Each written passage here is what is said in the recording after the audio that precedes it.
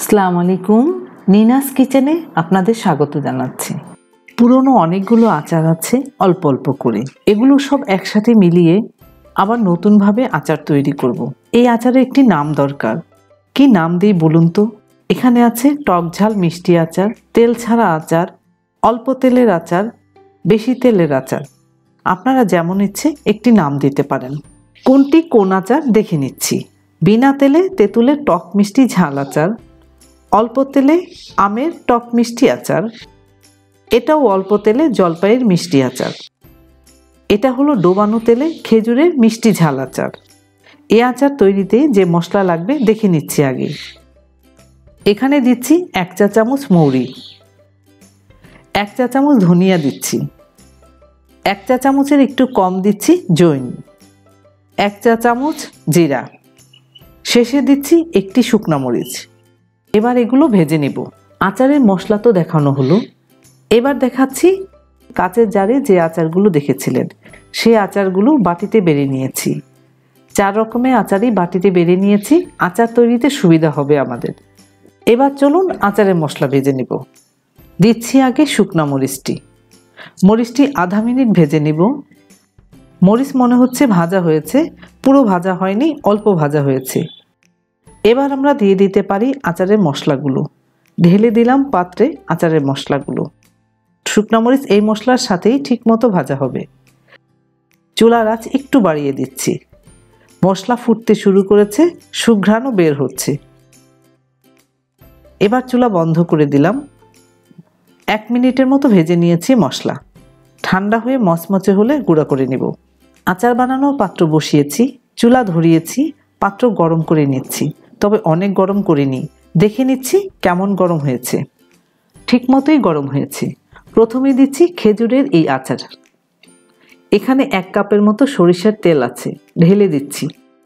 অন্য সময় আমরা বলি তেল একটু গরম হোক, এখানে তার দরকার পড়বে না। একে একে আমি সবগুলো আচার ঢেলে দিচ্ছি। ঢেলে দিলাম জলপাইয়ের আচার, দিয়ে দিচ্ছি আমের আচার, একটু নেড়ে দিচ্ছি নিচে যেন লেগে না যায়। চুলার আঁচ বাড়ানো হয়নি, কমানোই আছে। শেষে দিচ্ছি তেঁতুলের আচার, তবে আরেকটু কমিয়ে দিচ্ছি। চুলার আঁচ কমানোই থাকবে। আচার গরম হতে থাক।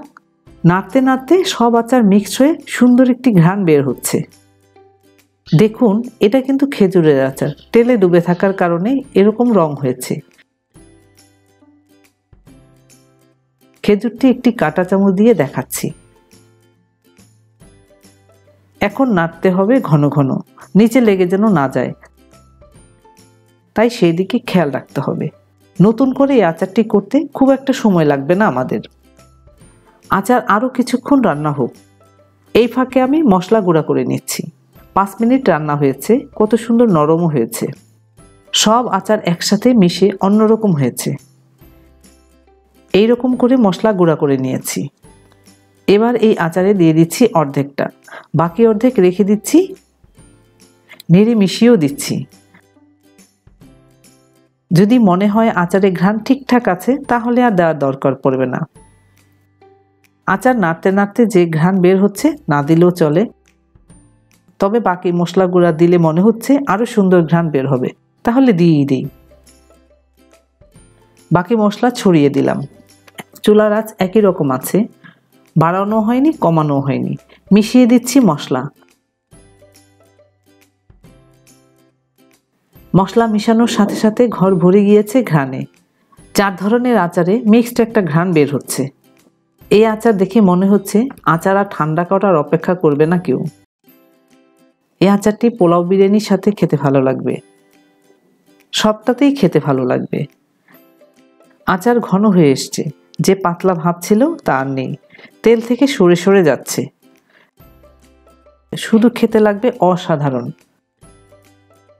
আর ঘন করব না আচার, চুলা থেকে নামাচ্ছি। ধন্যবাদ সবাইকে আমার ভিডিওটি দেখার জন্য। আপনারা ভালো থাকবেন সবাই।